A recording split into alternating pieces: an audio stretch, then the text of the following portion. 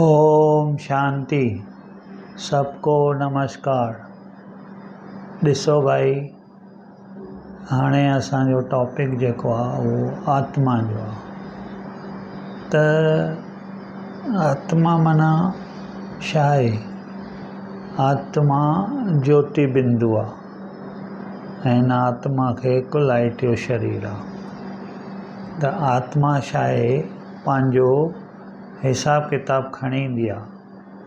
पहिरियों शरीर असांखे नंढो ॿार जे रूप में मिलंदो आहे, पोइ शरीर वधंदो वेंदो आहे, पर आत्मा ओतिरी ई हूंदी आहे।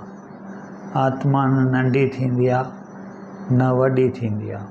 हा, आत्मा में सम्झ ईंदी वेंदी आहे। सम्झ आत्मा खे मन आहे, बुद्धि आहे, संस्कार आहिनि, उहे इम्प्रूव थी वेंदा आहिनि। उन में छा थींदो आहे, जीअं जीअं शरीर वधंदो आहे न, त हे जेको असांजो शरीर आहे, हिन में हिते दिमाग़ आहे, हे अखियूं आहिनि, हे असांजा कन आहिनि, हे नकु आहे, हे वात आहे, हे असांजी बॉडी आहे, जंहिंमें आत्मा वेही करे पार्ट वॼाए सघंदी आहे, हर प्रकार जो जेको आत्मा चाहे। त हाणे ॾिसो छा थींदो आहे, आत्मा जीअं जनम वठंदी आहे न, त ओतिरो घटिजंदो आहे आत्मा में पावर। ॿिए जनम में उन खां घटिजंदो आहे, टे में घटिजंदो आहे। ईअं आत्मा जेतिरा जनम वठंदी वेंदी आहे, ओतिरो ओतिरो उनजो पावर जेको आहे, या रोशनी चओ या शक्तियूं चओ, उहे घटिजंदियूं वेंदियूं आहिनि। पोइ जॾहिं लास्ट मोमेंट ते अची पहुचंदियूं आहिनि न, माना सम्झो 95% पावर घटिजी वियो, त पोइ परमात्मा शिव जो अवतरण थींदो आहे ऐं परमात्मा शिव अची करे सभिनी आत्माउनि में शक्ति भरींदो आहे, शांति भरींदो आहे, प्रेम भरींदो आहे, सुख भरींदो आहे, ताक़त भरींदो आहे। त आत्मा जी जेका रोशनी आहे न, उहा वधी वेंदी आहे। त आत्मा खे मतिलबु सम्झ वधी वेंदी आहे। आत्मा खे भॻवानु अची करे ज्ञान ॾींदो आहे। भई उन ज्ञान सां आत्मा जेका आहे उहा सदगतीअ खे पाईंदी आहे।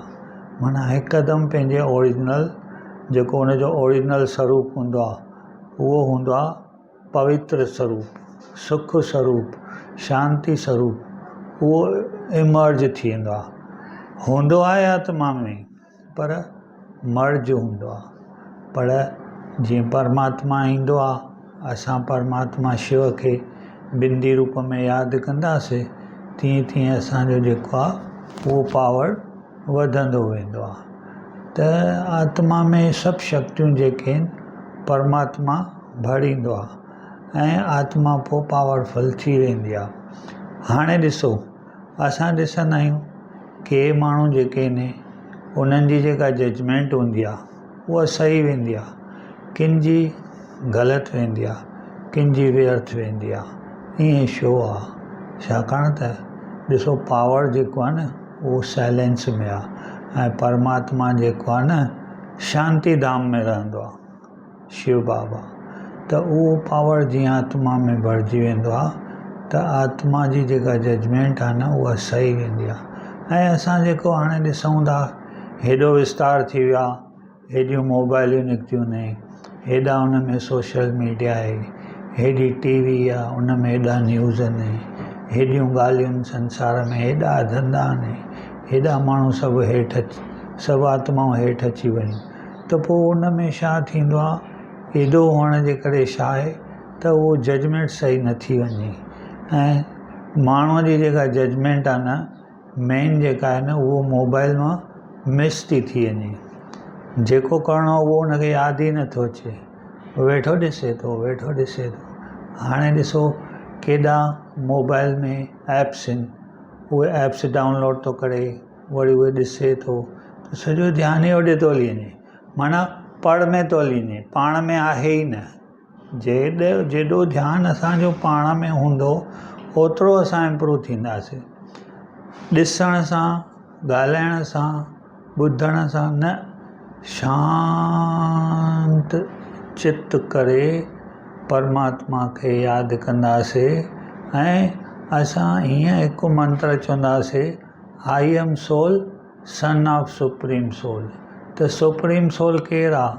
परम पिता परमात्मा शिव बाबा, जेको शांति धाम परम धाम में रहे थो।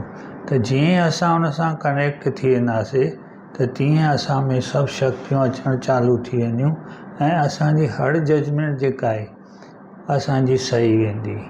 हाणे इहो छा आहे, आत्मा जो असां इहो चैप्टर पूरो था कयूं, वरी पोइ कॾहिं कंदासीं, वरी हाणे ॿियो नओं चैप्टर खणंदासीं, उहो आहे परमात्मा।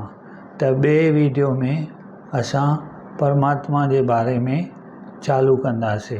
परमात्मा केरु आहे, परमात्मा किथे रहे थो, परमात्मा सां मिलण सां कहिड़ियूं प्राप्तियूं थियनि थियूं, इहो सभु असां ॿिए वीडियो में चालू कंदासीं। अच्छा भाई, तव्हां सभिनी ध्यान सां ॿुधो, उन मां 1% बि अगरि तव्हां पंहिंजे जीवन में आणींदव त जीवन जेको आहे उहो खुशहाल थी वेंदो। अच्छा भाई, ओम शांति, ओम शांति, ओम शांति।